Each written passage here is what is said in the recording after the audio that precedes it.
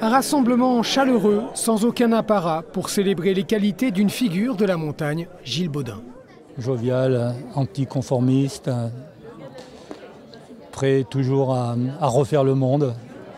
Un passionné des cimes qui est venu à la montagne par le rocher, comme grimpeur. C'est ce qui l'a amené à faire partie de la cordée menée par René de Maison, qui a réussi le sauvetage de 2 alpinistes allemands bloqués sur une vire dans les Drues en août 1966.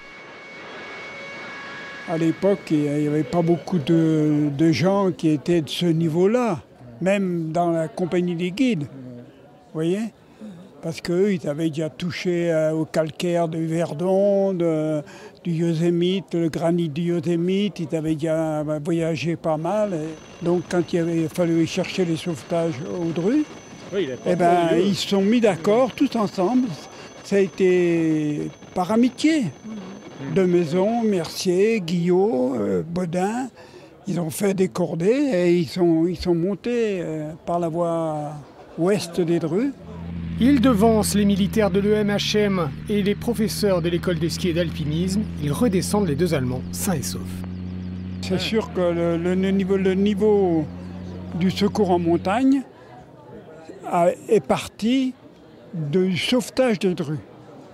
C'est après que l'État a décidé de fomenter les secours en montagne avec la gendarmerie et le PGHM.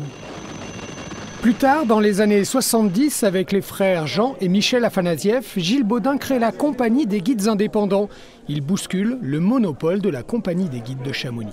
C'était un précaré, c'est vrai, à Chamonix. Bon, moi qui ne suis pas du cru, on m'a accepté aussi, mais ça fait toujours bouger les choses. Hein.